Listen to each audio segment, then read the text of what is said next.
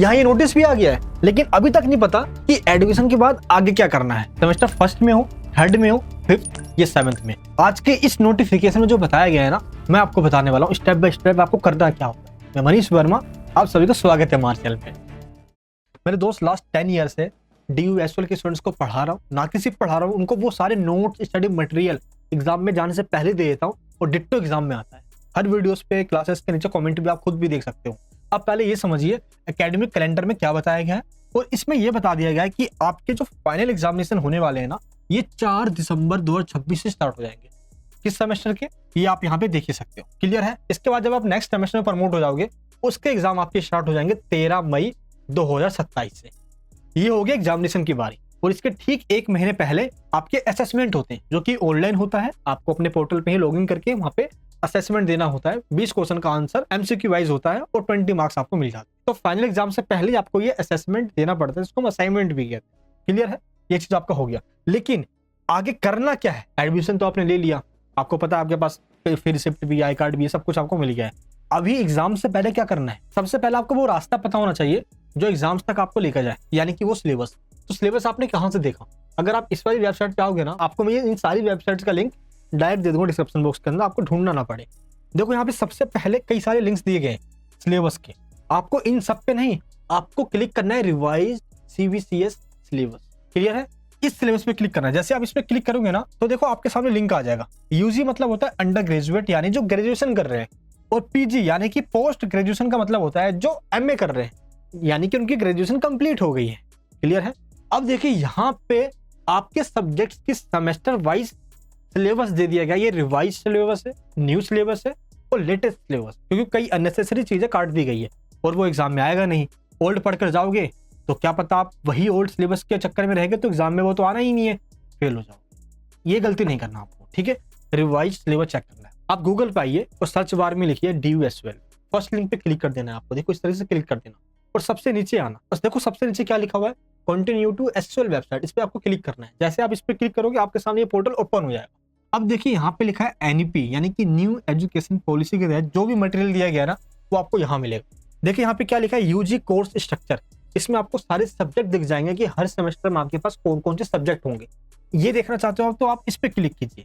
लेकिन आपको चाहिए रिसोर्सेस जिससे आप पढ़ सको, तो वो रिसोर्सेस कहाँ है? आपको सिंपल आना है NEP UG PG study material पे, इस पे क्लिक करना है। जैसे आप इस पे क्लिक करोगे, ये देखिए सेमेस्टर वाइज आपको यहाँ पे सिलेबस भी मिल जाएगा। और अगर आपको स्टडी मटेरियल चाहिए तो स्टडी मटेरियल पे क्लिक करना। यहाँ पे आपको स्टडी मटेरियल यानी कि हर एक चीज की बुक्स मिल जाएगी। मेजर सब्जेक्ट हो, माइनर सब्जेक्ट हो, सेक में कौन सा है, JEE में कौन सा है, जो भी आपके पास सब्जेक्ट है वो सारे आपको यहाँ पे मिल जाएंगे।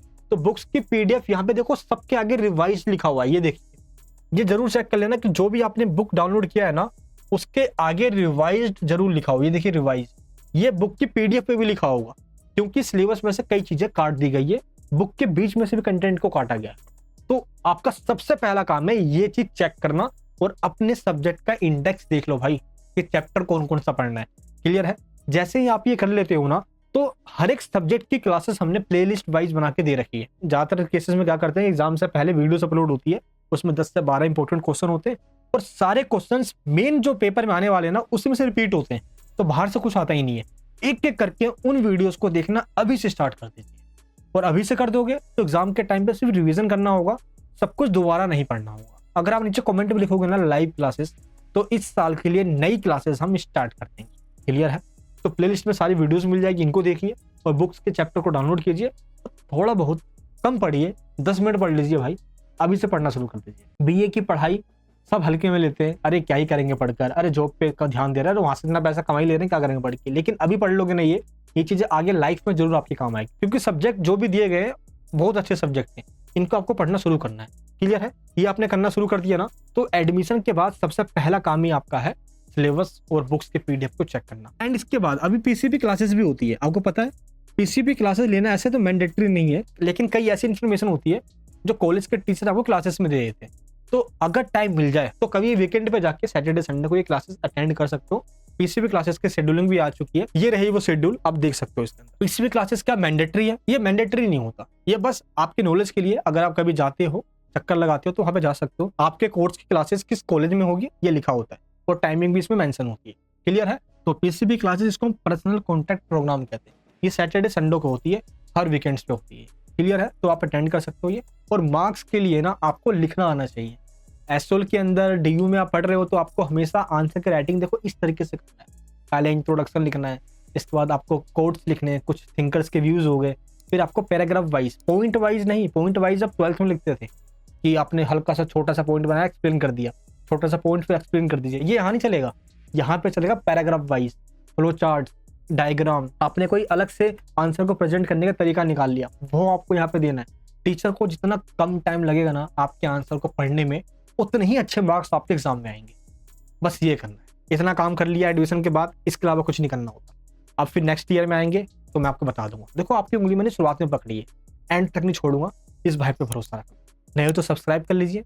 ये टेलीग्राम ग्रुप है जहाँ पे आप डिस्कस करोगे, मैं इंपॉर्टेंट इन्फॉर्मेशन पीडीएफ वगैरह भेज दूंगा फ्री में, आप पढ़ लेना। बाकी ये रही हमारे नोट्स की वेबसाइट, लिंक डिस्क्रिप्शन बॉक्स में। अभी से नोट्स को डाउनलोड कर लीजिए। मोटी मोटी बुक्स पढ़ने का मन ना करे तो उसमें सिर्फ 10 ही क्वेश्चन होते हैं और डिट्टो एग्जाम में आते हैं, उसको डाउनलोड कर लेना। मिलूंगा नेक्स्ट वीडियो के अंदर। जय हिंद, जय भारत।